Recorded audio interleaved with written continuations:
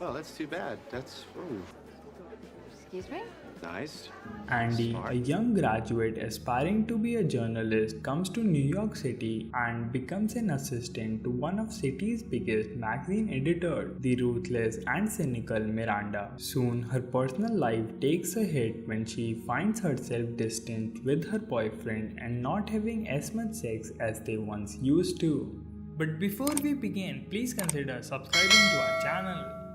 Andrea, an aspiring journalist fresh out of Northwestern University, lands the magazine job a million girls would kill for. Junior personal assistant to IC editor-in-chief Miranda, who dominates the fashion world from her perch atop Runway magazine. Andy puts up with the eccentric and humiliating request of her boss because she is told that if she lasts a year in this position, she will get her pick of the other job, perhaps even the journalistic position she truly craves for. At first, she fits in poorly among the gossipy fashionates who make up the magazine staff. Her lack of style or fashion knowledge and fumbling with her job makes her an object to scum around the office. Senior assistant Emily, Miranda's senior personal assistant, is condescending to her. Gradually though, with the help of art director Nigel, Andrea adapts to the position and its many perks, including free designer clothing and other choice accessories. She begins to dress more stylishly and do her job completely, fulfilling a seemingly impossible request of Miranda's to get 2 copies of an unpublished Harry Potter manuscript to her daughters. She also comes to prize chance encounters with attractive young writer Christian, who helped her obtain the Potter manuscript and suggests that he could help her with her career. At the same time, however, her relationship with her boyfriend Nate, a chef working his way up the career ladder, and other colleague friends suffers due to the increasing time she spends at Miranda's beck and call. Shortly afterwards, Andrea saves Miranda from social embarrassment at a charity benefit when she helps the cold-stricken Emily in reminding Miranda who an approaching guest is. As a result, Miranda tells Andrea that she will accompany her to the fall fashion shows in Paris rather than Emily, who had been looking forward to the trip for months but is currently suffering from the flu. Miranda warns Andrea that if she declines, it could adversely affect her future job prospects. Emily is hit by a car before Andrea can tell Emily that she is not going to Paris with Miranda, making Andrea's choice moot. During a gallery exhibit of her friend Lily's photography, Andy again encounters Christian, who openly flirts with him, much to the shock and disgust of Lily, who witnessed it all.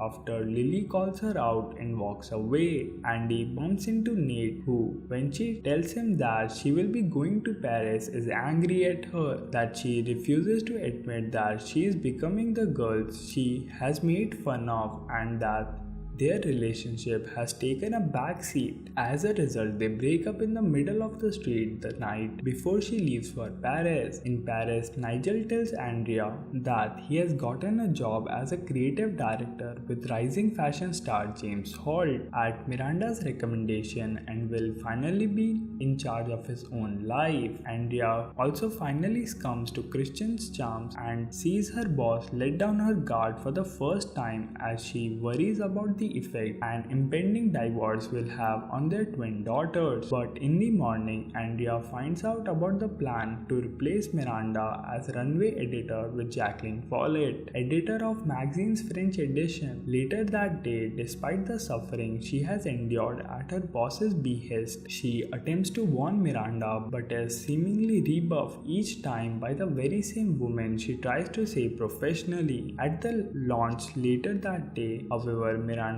announces that if Jacqueline instead of Nigel, who will leave runway for Holt. Later, when the two are being driven to the show, she explains to a still stunned Andrea that she was grateful for the warning but already knew about the plot to replace her and sacrifice Nigel to keep her own job. Pleased by the display of loyalty, she tells Andrea she sees some of herself in her. Andrea, repulsed, said she could never be anything like her. Miranda replies that she already did, stepping over Emily when she agreed to go to Paris. If she wants to get ahead in her career, that's what she has to do. Andrea gets out of the limo to the next stop, not going into the show with Miranda, but out in the street, where instead of answering yet another call from her boss, she throws her cell phone into a nearby fountain, leaving Miranda, runway and fashion behind. Later, back in New York, she meets Nate for breakfast. He has accepted an offer to work as sous chef in a popular Boston restaurant and will be moving there shortly. Andrea is disappointed, but her hopes is rejuvenated when he says that he could work something out, implying that he is willing to have a long distance relationship with her. At the movie's conclusion, she has finally been offered a job as a newspaper reporter, greatly helped by a fax from Miranda herself, who told Andrea's prospective boss in line that Andrea was her biggest disappointment ever and that if they didn't hire her, they could be idiots. Andrea calls Emily and offers her all of the clothes that she got in Paris, which Andrea insists that she does not need anymore. Emily accepts and tells Andrea's replacement she has some big shoes to fill.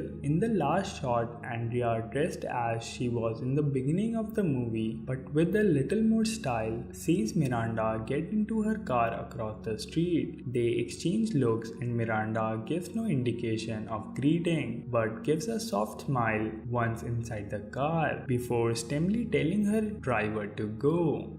I hope you enjoyed the video. Let us know in the comment section below which movie you want us to recap next. As always, until the next time.